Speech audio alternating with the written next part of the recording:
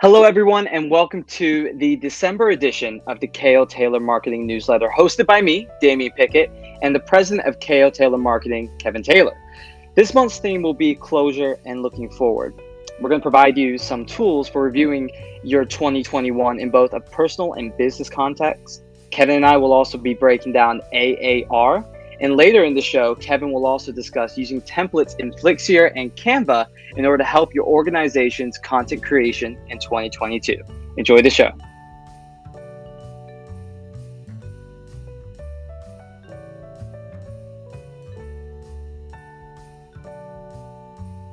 Hello, everyone. And like I said earlier, welcome to the December edition of the KLTaylor Marketing Newsletter. I'm joined, like usual, by Kevin Taylor. Kevin, how you doing, man? Good. How you doing? I'm doing awesome. I had a very eventful Thanksgiving. I'm here in Georgia, and I'll tell you, I'm a little bit confused because I wake up and it's freezing in the morning. I have to put on this big puffy jacket when I go for my morning walks. And then by 3 o'clock, it's so sunny outside. I have to wear shorts and put on a tank top because I'm sweating. And I just don't know what's happening anymore. What's it like for you right now in Jacksonville? And what was your Thanksgiving like? Well, actually, we weren't in Florida. Well, we were in Florida for Thanksgiving, but the week Mhm. leading up to Thanksgiving, we took a trip to Tennessee. We were in Nashville for a few days. We went over to the mountains and Pigeon Forge. The weather was beautiful. I had no idea Tennessee landscape was so beautiful, but Mhm. all across the state, it's just rolling hills and beautiful scenery. So it was a great trip. A lot of driving, It looked but gorgeous. yeah, we've just missed the peak time for the leaves changing. So when Okay. we got there, a lot of the leaves have fallen, but there was still a lot of colors. But I guess so like the end of October is the key time to be in the mountains for the time leaf Yeah. changing. I'm gonna have to Yeah. edit a picture in because you took a few brilliant photos while you were there, and I remember mentioning it to you. It looked like a Bob Ross painting. It looked absolutely gorgeous. Fake. It looked fake even a Yeah, few times. I sent a picture to my mom and I was like, "I actually took this." I had to tell her it looked like a Yeah. postcard or something. Yeah. And so, It's how long easy were to you get away great for? pictures when with the landscape like that, though. We were there Yeah. we were in Tennessee for about a week, Okay. and then we did come back to Florida for actual Thanksgiving Day, spent with the Sarah's family, so that was a good time. I'm glad to be home, after it's fun to travel, but Yeah. I'm at heart a homebody, so I enjoy getting back home in my PJs and having, all my stuff. Absence makes the heart grow fonder. It's true. Me and my sister went on. We went on a vacation earlier on in October to Florida. We went to Universal Studios for a couple of days, and for the first few days, it's nice being away from just your normal setting. And then after, maybe 3 or 4 days for us, it was like, okay, I'm ready to go home now. I'm ready for that journey Mhm. back because, we get comfortable in our own setting, and eventually we do need something new to revitalize our interest in our own daily lives, if that makes sense. And Yeah. so anytime I go on holiday or vacation, that's what that reminds me of. Like, okay, I do miss this part about being home. And then I look at, oh, actually, I do want to optimize my life and how I handle my day-to-day routine by incorporating this new thing. Or, Yeah. you know what? My life's been improved by not doing this thing day by day. Is that the same with you when you were traveling with Sarah? Yeah, I was actually gonna say in alignment with the theme for this newsletter with closure, Yeah. I think the holidays provide a perfect opportunity because it's so easy for us to get caught up in our ruts, both in Yeah. routines, but also in our thinking. And a change of scenery and environment is one of the fastest ways to break out of that.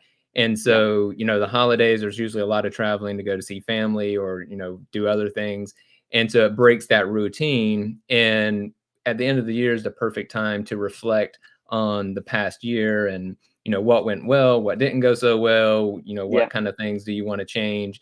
And by breaking those routines, is a great way to draw attention to those things. Like, what, I realized after being gone for 10 days that I want to be doing this. So like we did a Yeah. hike while we were in Pigeon Forge, and it was a gentle hike, but I was breathing pretty heavy like halfway up, and I'm like, I've been saying I need to work out. Now I remember why. Yeah. And so, little things like that, but also, spending time with family just brings awareness to your Yes. own, your Yes. own character, and maybe some things that you need to work on yourself, like maybe Patience is a big one with family. It definitely will show Yeah. you where you're at in terms of how much patience you have.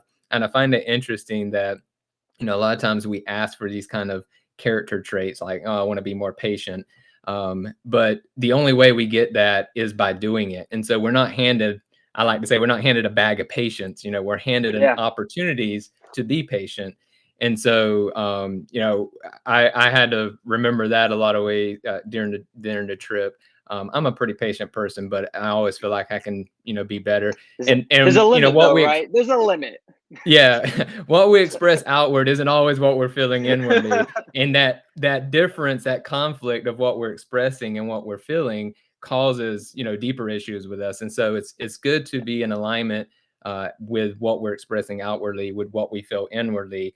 And being around family, traveling, having those different experiences are great ways to shine a light on those things. So it's very valuable, I think. You're right. And honestly, last month we talked about transitions and how to handle them.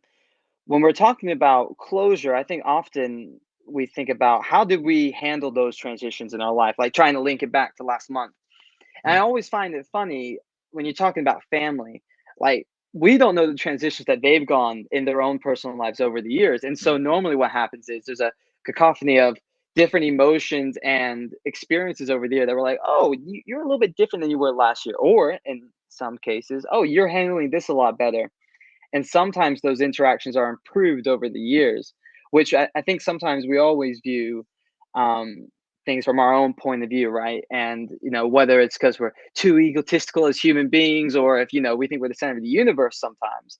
But what's often the truth is that everybody's going through these different experiences throughout the year, and when we all group together, we're able to share those experiences. Normally, it's stories that's happened in the past year, and I always find it valuable. You're talking about family, and yes, they can be a big pain sometimes. I'm not going to lie to you, but also we're able to teach each other the values that we learned in, okay, again, transitions and difficulties that we've shared. And sometimes we can share the pain that others have felt in the year, or we can share the happiness that they had over the year too, if that makes sense.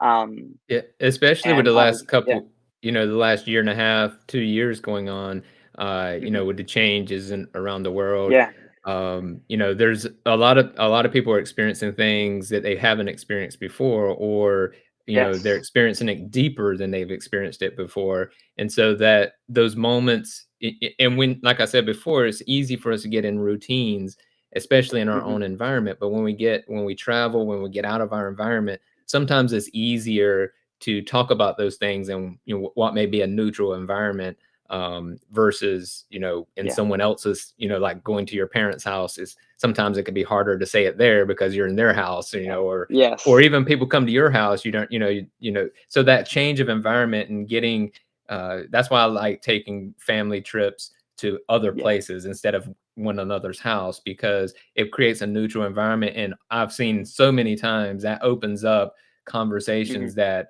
may not happen when you're in your normal routine and you're just, going yeah. through the motion. So, yeah, You, yeah, I, the conversations that you have in person are always different than the conversations you'll have over a video chat, right? Like FaceTime or Zoom. And normally those in-person interactions, either they bring out the worst in us. Sometimes we're talking about patience, right? And we're like, oh, I'm so good at practicing patience on my own until someone's in the same room as me. And I'm like, oh, I have to practice it now. Or sometimes it brings out a better part of us where we're like, oh, I'm actually wanting to talk about this with a loved one, with a parent, and maybe delve into some deeper conversations that you wouldn't just on the surface level. And so right.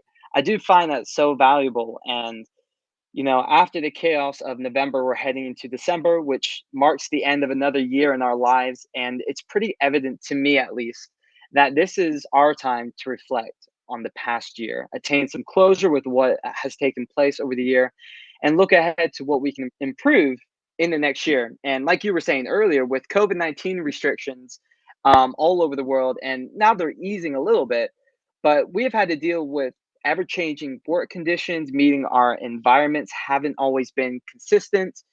And these are valuable experiences that we have taken from whether it's business or on a personal level.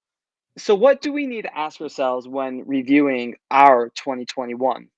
It's pretty simple, I think. We need to focus on four focal points. The four focal points of our yearly review should be what was expected to occur, what really occurred, what went wrong and what went well and why.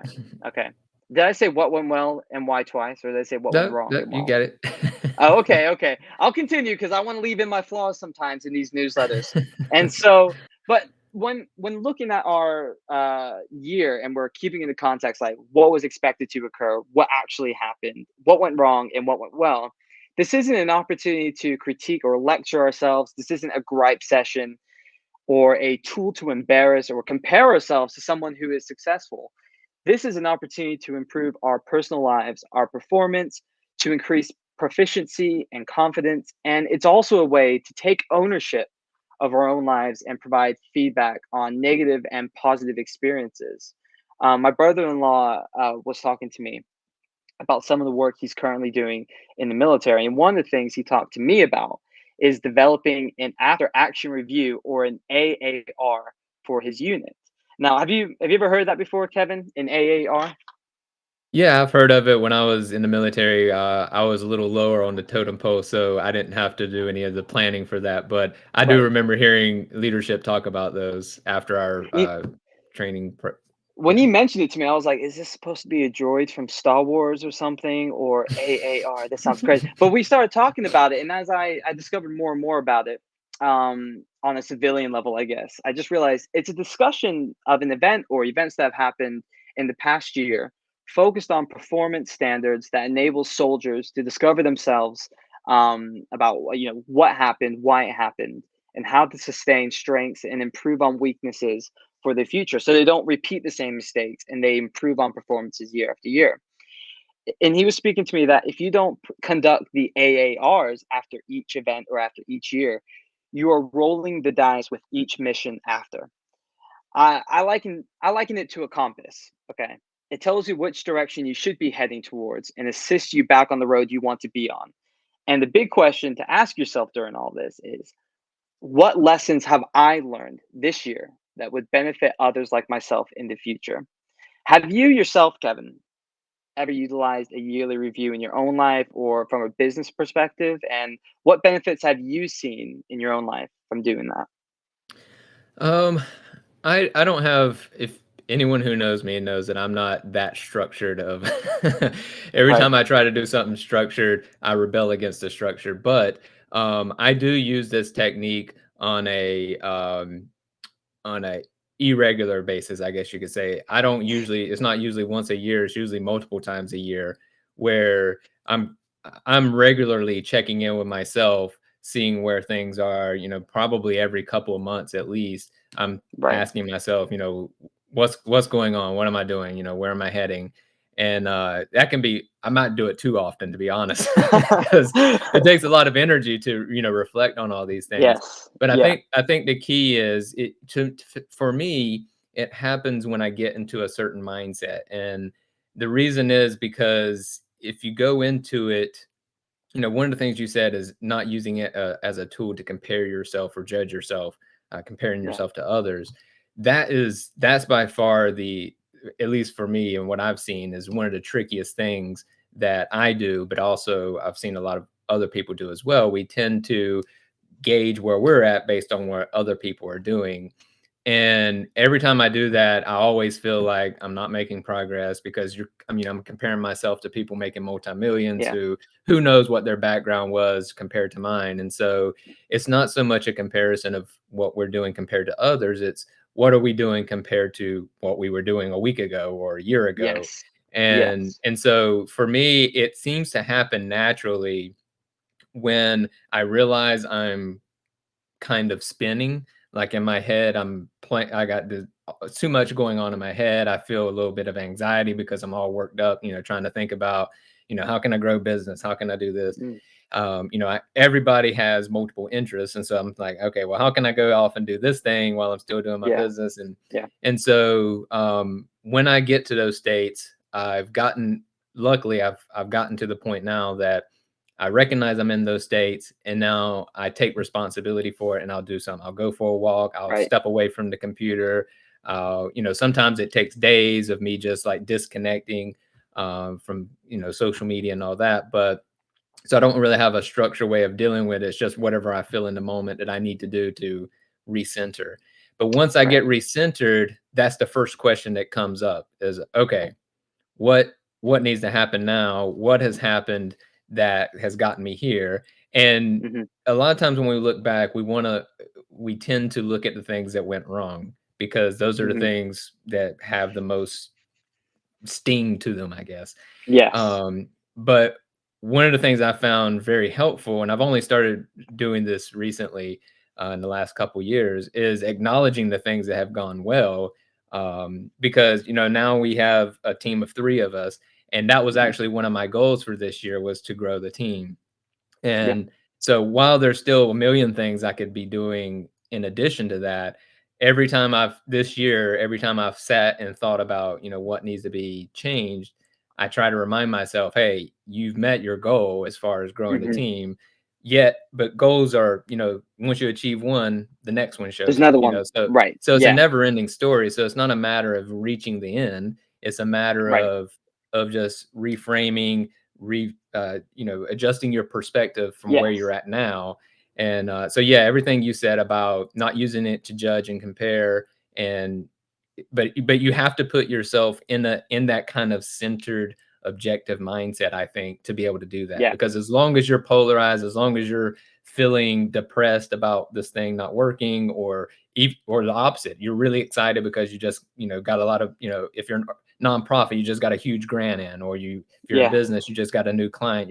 If you're charged either way, you're not viewing it objectively and from a neutral standpoint. And so You're right. it in our world where there's so much coming at us, marketing from television and online and our phones and all kinds of stuff, it takes a conscious effort to kind of disconnect, recenter, balance Yeah. yourself, and then approach these questions.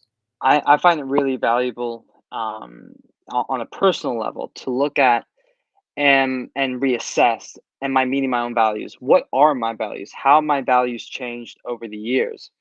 And what have I expected from myself? And you are right. I think easily I can remember the bad times or the wrong times more easily than I can remember the good times, right? Where things went right. I have to admit that I think a couple months ago we talked about when we critique ourselves, knowing we could be too harsh. But I think part of critiquing as well is recognizing what I did do well, because that can help fuel you for more positive experiences in the future. And of course, we know that we're not always going to have positive experiences. So when we look at the negative experiences, this is all looking about how do we turn this negative situation into something positive in the future, right? How do we not have this problem occur again? And I think for me, on a personal level, because I think you did a great job of explaining it from a business perspective. This is how we should incorporate the feedback, right? Because it's not just a critique for ourselves and our business. Hey, we had goals and we had values that we wanted to meet, and we did that. Now looking forward, now we can look at, we did this really well, this really well. This is working. Now what isn't working, and maybe we can stop doing this and just keep the good things going, and then we'll find other bad things or bad experiences to focus on going forward, like other tools, right?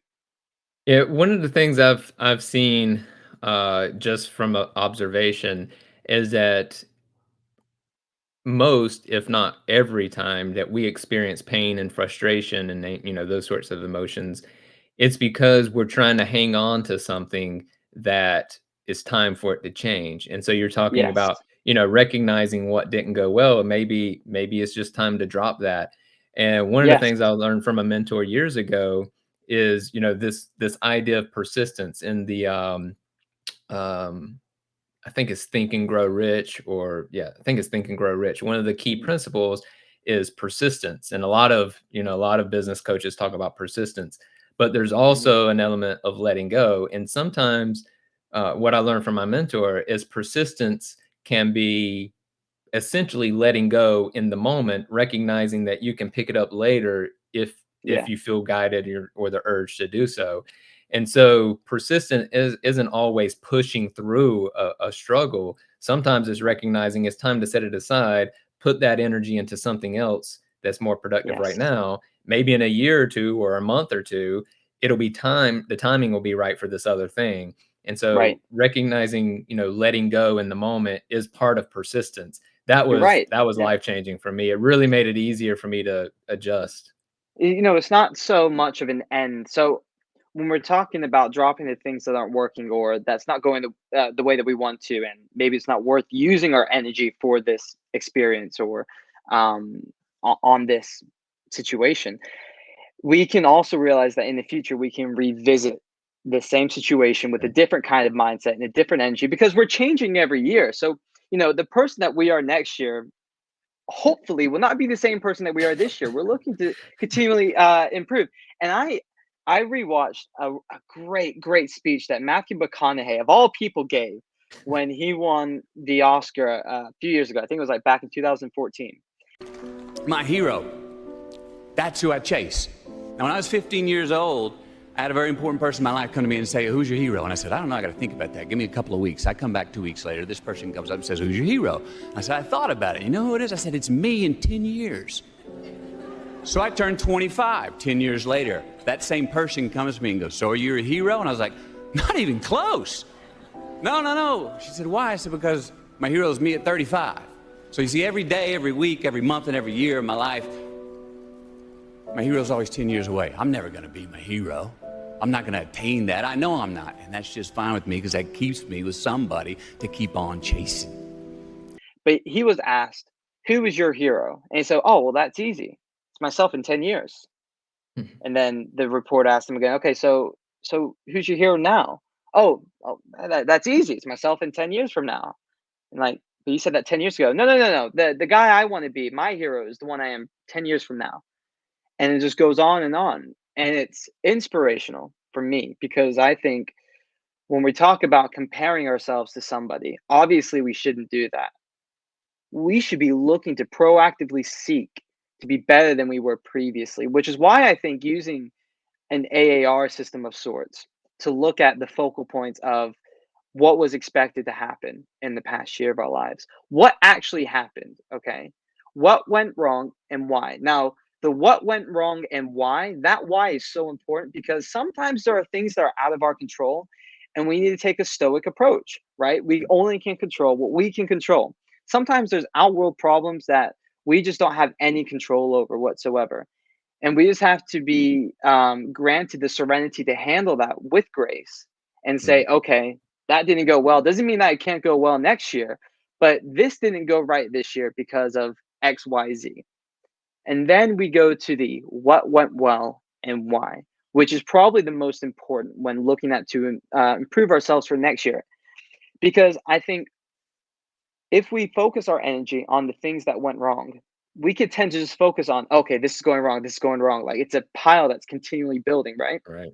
But if we look at what's going well on a personal level specifically, we can look at, okay, I am becoming the person I want to be more and more. Now, you don't get complicit with it. You don't say, okay, that's fine. I'm okay where I'm at now. No, Right. you look at what went well and why. Like, what improvements did you make in the past year that you can continue to look at doing? For me, this year was really about practicing more mindfulness in my day to day life. And I'm so grateful to be in a house with my sister and her family. She has 3 kids, and they're awesome. They're fantastic. Kevin, they drive me crazy. They drive me honestly, they are beautiful and incredible for about 90% of the time, but that 10%, the patience can be gone. I'm like, kid, eat your vegetables and you'll like it. But I think what happens is we allow ourselves to be driven by our minds and our emotions. And last year I thought to myself, what's one practice that I should do that would probably help me in this? And really it was mindfulness and understanding like moment by moment I need to be present with what I'm doing and not try and live in a constant cloud of anxiety. Now I'm not gonna lie, I'm not nowhere near perfect. And I think having a practice like this has benefited me because I know that if I continue it, I'll become more and more like the person I want to be and what the people in my life deserve me to be. And the whole mindfulness meditation is just one instance because I think um, there's other areas of our lives which helps us improve. So like on a physical level, we can talk about being more fit and working out. We can also try and be more social and stay in contact with our loved ones, which can be very hard to do in the middle of the year. But towards the end of it, we're like, oh, I do need to talk to my grandma more. I shouldn't probably call it just on Thanksgiving or Christmas. And we can look at reassessing our social connections and being more in tune with the people that we want to be and that we aspire to be. And now, when we're talking about people we aspire to be, it's not someone else. And I can definitely fall into that loop because I can see success and be like, oh, I want that thing. And the problem is that person probably isn't thinking, I want to be that thing, Mm. right? I think a lot of our success is breathed from our own desire to better ourselves. I think one way to frame that is if you see someone who is exhibiting or a characteristic that you want is envision the characteristic in you. But the other thing Yeah. is really looking at it as a journey, because we look at, if you look at music artists or anybody who's super successful, we see the benefits of the success externally. Mm, We very yes. rarely see the actual journey they took to get there. And so put it in Yeah. context of the journey, I want to have that journey. Well, a lot of people wouldn't want that because the journey is a struggle. And so, we want we see the success, and that's usually what we say we want, but the Yeah. journey is the way to get to it. One thing I wanted to mention is I think the way you're framing the focal points is key, because you ask what went wrong before you're asking what went well. Because like you Right. said, going into what went wrong is easy to get into a spiral there, but bringing, adding on as a closure point of what went well, helps balance that out. So I think that's a key Yeah. point there for anyone who's wanting to sit down and actually do this kind of review, end on what went well, so that and really give it as much effort as you would give what went wrong, because Yes. something went well. Even if it was you learned through this challenge, that education, the experience was the price you had to pay for that knowledge, or that, Yeah. to learn that lesson. So at the very least, wisdom came out of it. So yeah, ending on what went well, I think, is key to avoid getting into those downward spirals that's easy for us to do. Yeah. And I think having the opportunity to acknowledge what went well gives us an opportunity to have closure with what a year looked like. Right. Because I think if we're just unsatisfied with what went wrong, well, then you're not going to have any closure, right? It's going to be 2020 was the year of COVID. Like, no, maybe 2020 was the year that you reconnected with family members a bit more. Maybe it was an Right. opportunity for you to start a new hobby in your personal life. Maybe it helped you in your business and navigating a different route than you normally would when it comes to technology, right? Because I know for a lot of businesses, they had to go down the route of working remotely, which wasn't really an option for a ton of businesses before. I mean, it was there, but they had to adapt, they had to improve, right? Because that's just what they had to do. And that's the positive side of it, is looking at what did I change and it went well, and now that's a valuable lesson for the future. And then when we're talking about um, our own personal lives, well, there are constant and evolving transitions that we're having in our own lives, and environments are being changed, and our own family situations are always evolving, right? And our dynamics are always changing. And so we can look and we can assess, like, oh, actually, this thing went really well because of the way either I handled it or because this is how we resolved this problem. Or it could be that you incorporate a whole new hobby. And it's important to notice, like, oh, I made a genuine effort this year. Okay, I can do it again. I can go back out there. I can look forward to my 2022 because, hey, 2021 wasn't as bad as I'd like to think it is, because Mm. those negative thoughts can come much easier than those positive ones. Yeah, it's easy to look forward at our goals and feel like, I don't know how I'm ever going to achieve that. And that's where the looking at what went well is very useful, because it shows you, okay, I can make progress. Even if it's not as fast as I wanted it to be, it's still progress in that direction. And one of the things I used to do with people, Because I used to always ask people what their goals are, and I still do. I just don't talk to as many people now. but, Right. but I used to ask people all the time, and then I would see they would get excited to tell me their goals and their life, what they want to do with their life, and then it would hit them like, I don't know how I'm going to make that happen, and it would Right. start to come back down, and so what I would do is ask them, all right, well, where were you 2 years ago or 5 years ago? If you want to do a Right. comparison, compare where you were then to where you are now. Think Yes. of how much more experience and knowledge you have now, or skills that you didn't have then. So that's very useful in showing I can change, I can grow, because we all change in some way. And so looking back over the past of where we were and where we are, and some people really struggle with that because they feel like it might be egotistical or arrogant to, think highly of themselves. Yeah. But it's very important to recognize, acknowledge all of you. Yeah, you Mhm. may have these things that you want to improve on, but there's also traits in you and anybody that are admirable that other people look up to. And so if you're only acknowledging the things you want to change, you're not really recognizing the full part of you as a Yeah. human, as a person. And so if you want to be true to that, you have to acknowledge the things that have changed in you, the things that are going well, the things that you do well, and use those as your launching pad, um, moving forward. And when I say launching pad, I'm not talking about for the year. I'm talking about for the day. Right. It's a launching pad for the year, but a year is built on days, and a day is built on minutes. And so Yes. Yes. can be a launching pad. And so, but I think recognizing what we do well, and giving ourselves gratitude for having built that characteristic or that value in ourselves, is key to having a productive, and successful future. Okay, dear viewer, if you are interested in conducting your own yearly review, make sure you go down below into the resources tab and find a helpful template with prompts included. Now, we're going to take a quick break from this, and we are going to showcase some short videos that made us laugh during the past month. And we hope you get a little entertainment out of it too. One, He's not going to eat it. two, I'm not gonna eat it. No.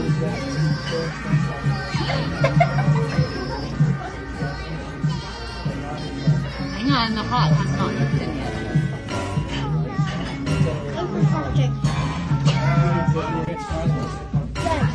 Yeah. What? Put a piece of ice in there. Put a piece of ice in your mouth. It's not freaking funny. I'm gonna be doing this in 2 seconds. Here, do it out.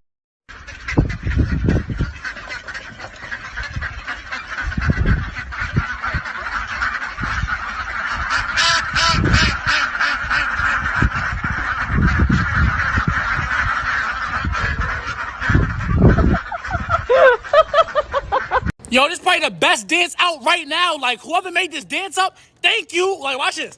Put it back. Put it back. Put it back. Ooh, damn. That's the best part, the little turn, the little body eye.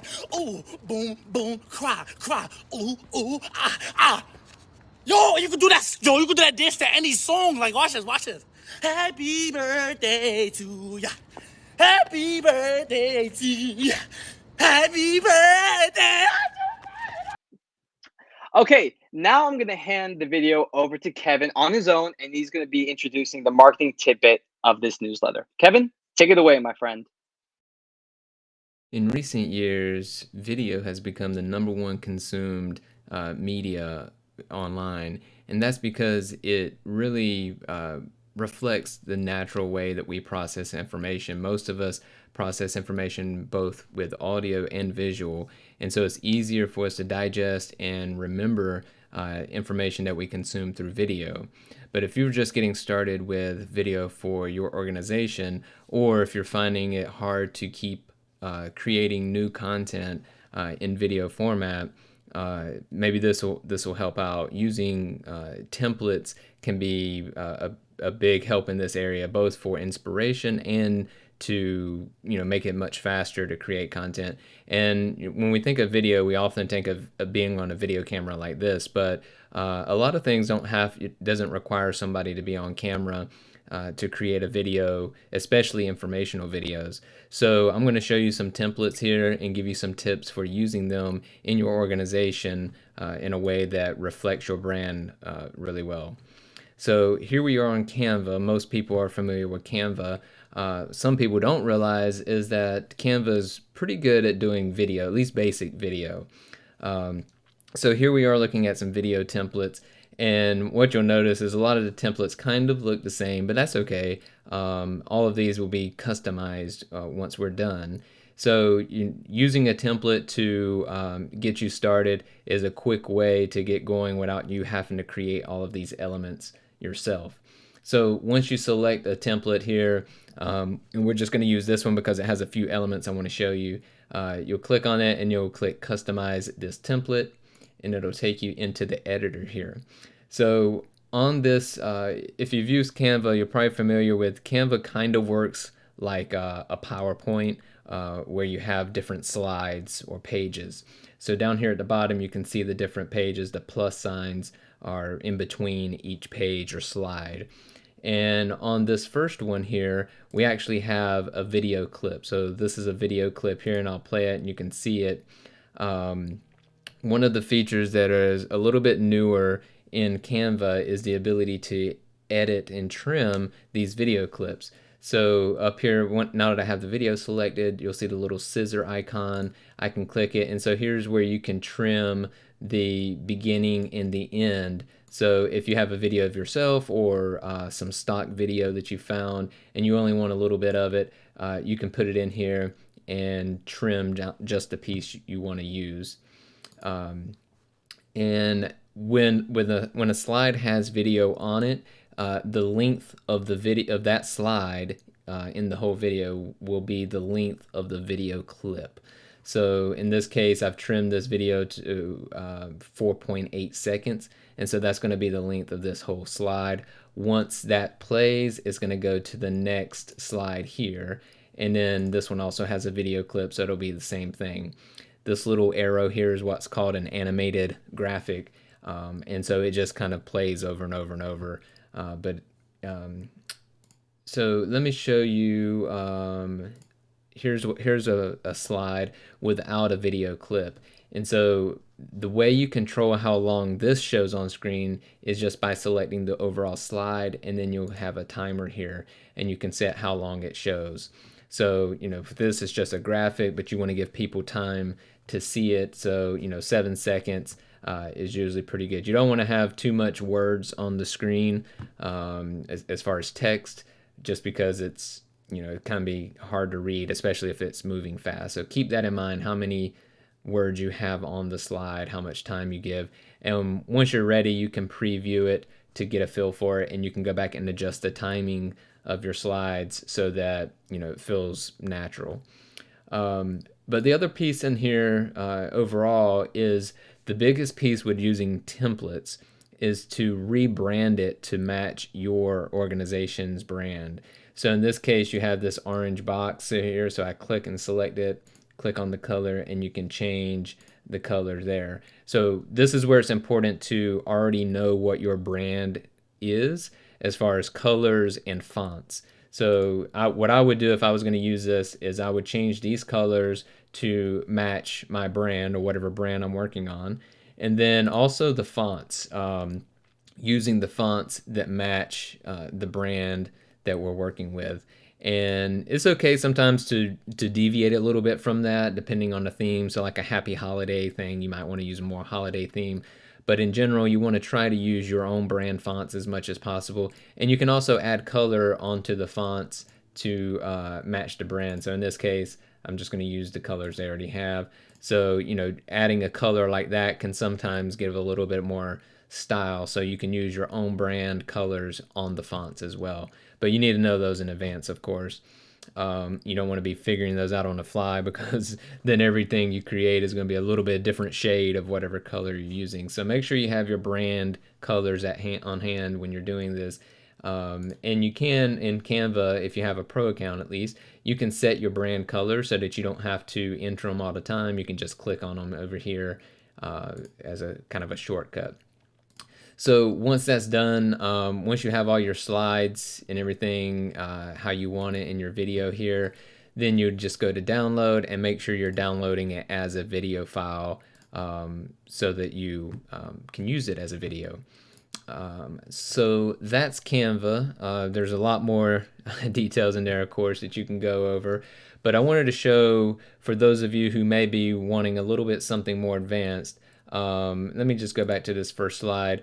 One of the limitations of Canva is you have these animations, and they're kind of limited on how you can transition from one thing to the next. And so if I click on this, so right now I have the whole slide selected. So if I click on this transition or animate up here, you'll see some options. And so there's not a ton of options, but that's okay. I mean, you don't need a lot for this, but in this case it's rise. And so that's going to be how everything comes into screen.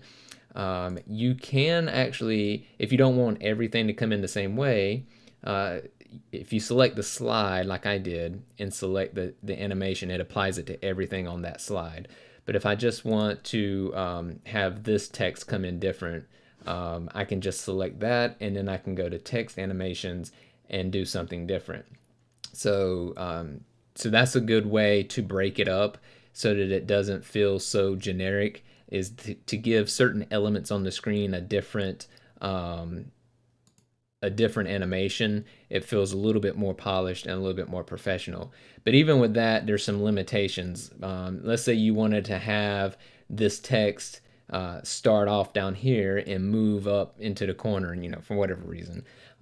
You can't really do that in Canva. You don't have that level of control. You can only use the built-in animations that they have, but that works for 98% or of what you're going to want to do. So for most people, this will be enough. But if you're looking for something a little bit more advanced, one of the tools that I've found, and my team has found as well, that works really well as an online video editor is Flixier. It's one we've been using for a couple months now, and most video editors that are online are pretty slow. But this one is surprisingly fast, and it has some advanced features that some of the other ones don't. So we're pretty impressed with this one. So they also have templates, and not as many as Canva, but you don't really need as many as Canva necessarily. Sometimes having too many options is a bad thing. But anyways, they have some templates to get you started, and another thing to consider is how you're going to use your video. So you'll notice this one has a vertical layout. So this is great if you're using it as a story post on your social media, because people are going to be watching it on their phone, and stories are vertical. But if you're using it for YouTube, then you're going to want a wide format video, because vertical just doesn't look well on YouTube videos. And so you got to keep in mind how you're planning to use this video. So in this case, I've already loaded this one up just so we can take a quick look. So in here, this one, it may be intimidating for anyone who hasn't worked in a video editor before, but this looks more like a traditional video editor software where you have the different tracks for the different elements on the screen. And so you got a little bit more control. You can also do keyframes, which allows you to do that motion that I was talking about. So if we wanted to have these ornaments, move across the bottom as it's playing, we could really fine tune exactly how they move across and move them individually, since they are individual elements here. But I'm not going to delve into those technical details. Just wanted to show, another option, another advanced option. And so here we have some text. Again, this is where you have the opportunity to customize this to match your brand. So you may want to change this Happy Holidays to a color that reflects your brand. In this case, would it be in a holiday post? You may not want to do that, but just so just to keep in the idea of branding. You can change the font to match your brand font. You can change the colors, the same thing. So again, this goes back to knowing your brand colors and fonts in advance so that you have them at hand when you need them. So anyways, just wanted to give you a few options for using templates. Don't be afraid to use templates in your marketing to get you started, to give you new ideas. Most people aren't going to know that you're using a template anyways. What's more important is that you're conveying a message, and it's on, what we call on brand, where the colors, the fonts, all that matches your brand. A lot of times there's places where you can actually put your logo as well. So having that ready and at hand, you can plug that in. So if you're interested in Flixier, we'll put a referral link in the description below where you can get a little bit extra space and rendering time on that platform. But Canva, like I said, can do most things that you'll need. So if you have any other tips or ideas of things you've done to create videos, we'd love to hear them. So put them in the comments below.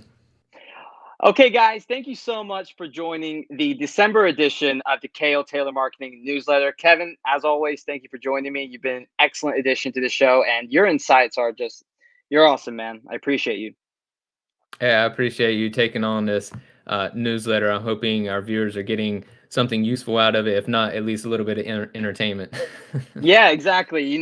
With every newsletter that we try to put out, we try and provide some useful knowledge for our viewers to take going forward that has helped us in our own personal lives and also in business.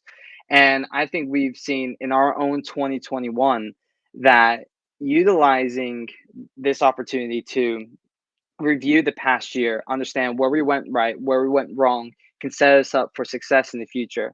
And I'm excited for 2022 and what we as KLTM are going to do. And I'm happy that we have you leading us. I'm happy we have Joanne with the team now. And I think we're all very excited to see what other projects we have coming up next year because, hey, 2022 is a new year. We're going to be doing some exciting things. And like every year, we're going to continue growing, right? Yeah, we got already making plans for some really fun, exciting things for next year, some online events, and I won't give too much away right now, but I just wanted to say that if anyone, as a part of your yearly review, if you're considering or already working on your own as a consultant or mentor or a coach or anything like that, feel free to reach out to us. We have systems that we can help implement to get you up and running with a website and a system for booking appointments and things like that. And then, one of our main clients are nonprofits. And so any nonprofits that are looking to expand their communications and marketing, our strong suit is really building that foundation. So as a part of your review, if you're realizing, we need to be more consistent with our messaging and just do a better job all around, then feel free to reach out. Our initial consultations are complimentary. So, it's just a way for you to get to know us to get to know you. And as a part of that, I always try to provide as much helpful information as possible. So even if you don't work with us, you walk away with something useful and beneficial. So definitely recommend booking one of those if those are areas you're interested in. Yes, and make sure to subscribe to our YouTube channel and follow all of our social media channels. And of course, we do have a resources tab down below with helpful resources that will hopefully help you and your business. And with all that out of the way, again, Kevin, thank you for joining me. And to all of our viewers, I hope you have a great Christmas, and we will see you in the new year with our 2022 newsletter. Happy holidays. Bye, guys.